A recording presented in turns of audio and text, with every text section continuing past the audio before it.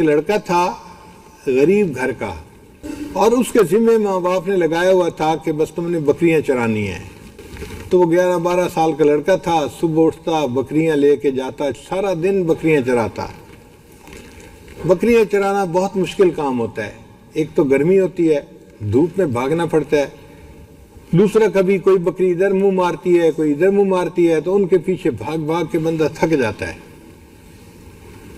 اب یہ لڑکا گرمی کے اندر دھوپ میں ہر وقت بھاگ بھاگ کے نا رنگ کالا ہو گیا، جسم کمزور ہو گیا، پسینہ آتا تھا، ڈی ہائیڈریشن ہوتی تھی اور پینے کو پانی نہیں ملتا تھا۔ تو بڑی مشکل سے یہ دن گزارتا اور شام کو واپس آتا، اور جب واپس گھر آتا تو ایسے تھکا ہوا ہوتا تھا کہ بس آ کے بستر کے اوپر گر جاتا تھا، نیند آ جاتی تھی۔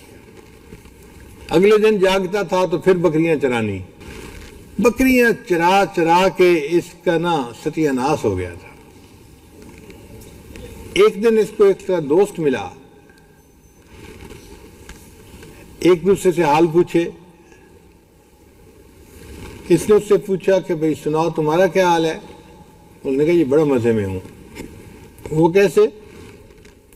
کہ میرے والدین نے تو مجھے ایک مدرسے میں حفظ کے لیے داخل کروا دیا ہے، اور مسکین پر شریف کے مدرسے میں تو بجلی کے پنکھے لگے ہوئے ہیں، سارا دن گرمی کا ہم بجلی کے پنکھے کے نیچے بیٹھتے ہیں، اور جب پینے کا وقت ہوتا ہے تو ٹھنڈے پانی کا کولر لگا ہوا ہے، برف والا پانی پیتے ہیں، اور 3 وقت کھانا مل جاتا ہے، تو ہم تو میاں بہت مزے کی زندگی گزار رہے ہیں۔ اس لڑکے نے کہا کہ یار میرا تو کوئی حال نہیں، میں تو سارا دن بکریاں چرا چرا کے تھک جاتا ہوں، اور میرا تو دل کرتا ہے میں سب کچھ چھوڑ چھاڑ کے کہیں بھاگ جاؤں۔ اس نے کہا کہ تم بھاگتے کیوں؟ میرے ساتھ آ کے مدرسے میں داخلہ لے لو۔ اس نے کہا تم مجھے لے جاؤ گے؟ اس نے کہا میں لے جاؤں گا اور اپنے استاد صاحب کو کہوں گا آپ کو داخلہ دے دیں۔ لو جی، اگلے دن یہ لڑکا اپنے ماں باپ سے بھاگ کے دوست کے ساتھ مدرسے پہنچ گیا۔ دوست نے مدرسے جا کے بتایا استاد جی میرا ایک پڑوسی ہے، اس کو ماں باپ نے میرے ساتھ بھیجا ہے، آپ اس کو داخلہ دے دیں۔ تو استاد مطمئن ہو گیا کہ چلو بھائی ماں باپ نے بھیجا ہے، اس کو داخلہ دے دیتے ہیں۔ انہوں نے داخلہ دے دیا۔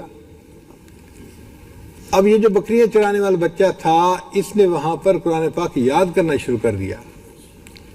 اللہ کی شان دیکھیں کہ اتنا یہ ذہین تھا، اس کو خود بھی پتہ نہیں تھا کہ میں اتنا ذہین ہوں، اتنا اچھا سبق یاد کرتا، اس کی کوئی غلطی نہیں آتی تھی، اور پھر اس کی تجوید اتنی اچھی تھی کہ یہ پڑھتا تھا تو بس کوئل جیسی آواز اللہ نے اس کو دی ہوئی تھی، یہ پڑھتا تھا تو بس ساری کلاس کے لڑکے اس کا قرآن سنتے رہتے تھے، یہ کتنا اچھا پڑھتا ہے۔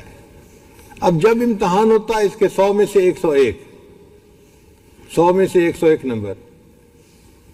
ایک مرتبہ ہم وہیں مسکین پر شریف میں تھے، امتحان ہوا تو لسٹ لگی تو اس کے 101 نمبر تھے 100 میں سے۔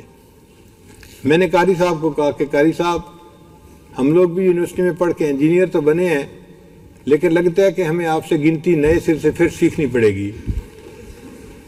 کہنے لگے وہ کیوں؟ میں نے کہا 100 میں سے 101 نمبر کیسے آ جاتے ہیں بھائی، کل نمبر تو 100 ہیں، تو 101 نمبر کہاں سے آ گئے؟ انہوں نے کہا بھائی 100 میں سے 100 نمبر تو یہ لیتا ہے، اور اتنا اچھا یہ پڑھتا ہے کہ اس کو اعزازی طور پہ ہم 1 نمبر اپنے پاس سے دے دیتے ہیں، اس لیے 100 میں سے 101 نمبر اس کے ہوتے ہیں۔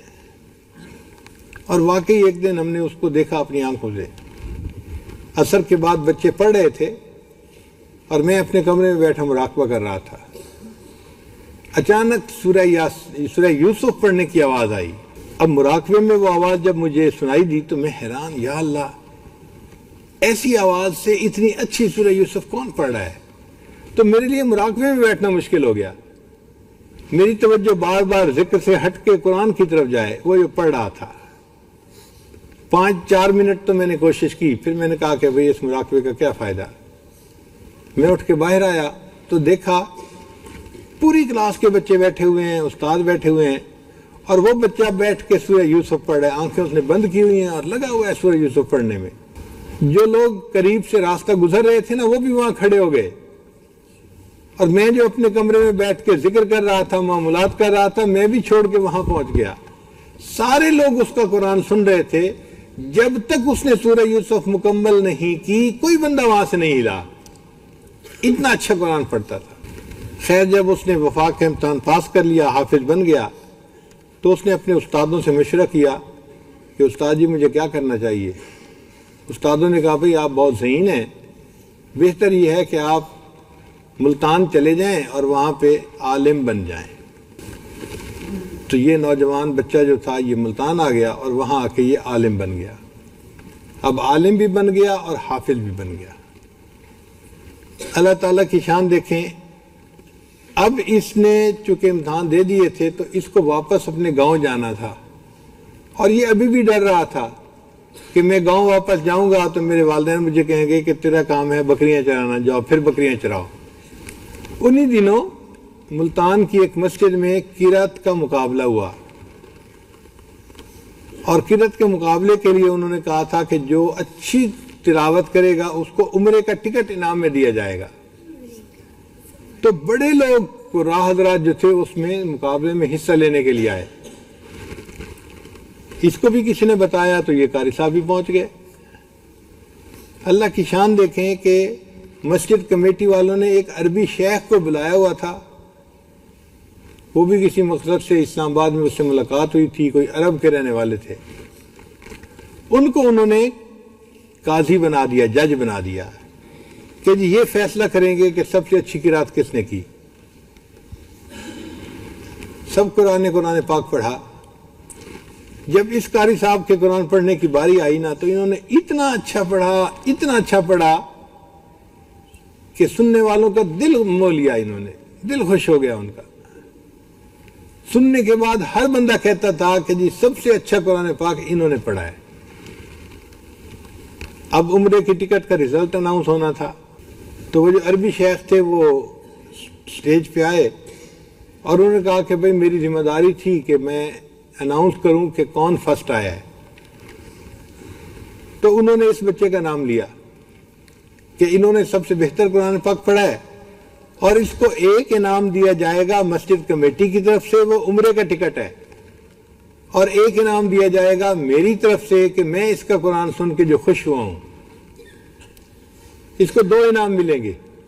اب مجمع حیران، تو پہلے تو اس عربی شیخ نے ٹکٹ ان کو پکڑائی، یہ جی عمرے کی ٹکٹ ہے، یہ آپ کو انعام مل گیا۔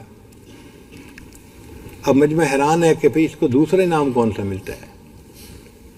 تو عربی شیخ نے اعلان کیا کہ دوسرا انعام جو میں اس بچے کو دینا چاہتا ہوں وہ یہ ہے کہ میں مکہ مکرمہ کا رہنے والا ہوں، میری ایک بیٹی ہے جو جوان العمر ہے، اور اس نے مجھے اجازت دے کے بھیجا تھا، میں اپنی اس بچی کو اس نوجوان کے نکاح میں دینا چاہتا ہوں۔